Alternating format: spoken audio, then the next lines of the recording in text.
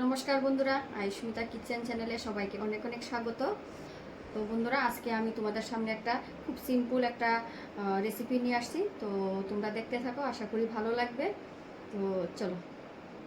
ওই দেখো বন্ধুরা, আমি একটা কাঁঠাল সুন্দর করে কেটে নিলাম টুকরো টুকরো করে। আর কাঁঠালটা খুব টাটকা ছিল। আর এই পাশে দেখো বন্ধুরা, আমি 2টা আলু কেটে নিয়েছি মিডিয়াম সাইজের। তো এইবার আমি কাঁঠাল ধুয়ে পরিষ্কার করে নিলাম, নিয়ে দেখো আমি একটা পাত্রে বসিয়ে দিলাম। আমি একটু সিদ্ধ করে নিব। আর সিদ্ধ করার সময় অবশ্যই বন্ধুরা একটু হলুদ আর নুন দিবে। নুনটা তো অবশ্যই দিবে, হলুদটা দেওয়ার কারণ হলো কাঁঠাল রান্না করার পর একটা কালো কালো হয়ে যায়, সেটা হবে না। কাঁঠাল দেখতে সুন্দর থাকবে রংটা। আর এই দেখো আমি সিদ্ধ করে নিলাম, আর রংটাও দেখো খুব সুন্দর। আর এই পাশ দিয়ে দেখো আমি সমস্ত মশলা যা যা লাগবে, আজকে আমি আমিষ করে বানাবো, সেই জন্য পেঁয়াজ রসুন সব কিছুই রেডি করে নিলাম। পেঁয়াজ বাটা, জিরা বাটা, ধনে বাটা, যা যা মশলা লাগে, গরম মশলা, তেজপাতা সব কিছুই নিয়েছি।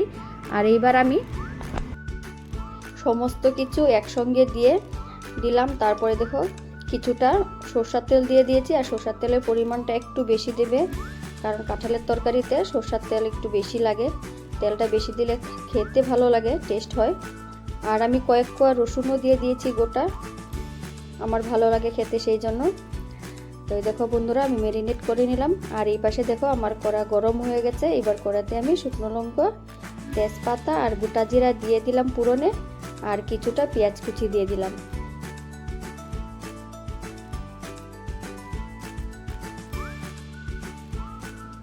তো বন্ধুরা, এইবার আমি পেঁয়াজটা যখন ভাজা হবে, তারপর আমি দিয়ে দেব ম্যারিনেট করে রাখা কাঁঠাল।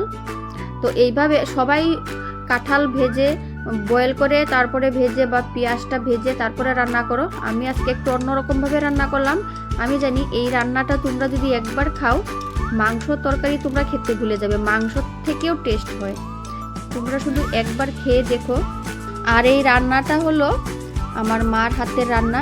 আমি এইভাবে রান্না করি না বেশি। আমি কাঁঠাল বয়েল করে তারপরে আমি ভেজে, আলু ভেজে সব কিছু মশলা কষিয়ে তারপর রান্না করি। কিন্তু আমি আজকে আমার মার হাতের রান্না, যেরকম মার হাতের রান্নার মতোই আজকে রান্না করলাম। মার রান্না সেটা আমার। তো এই দেখো বন্ধুরা, এইবার আমি ম্যারিনেট করে রাখা কাঁঠাল দিয়ে দিলাম।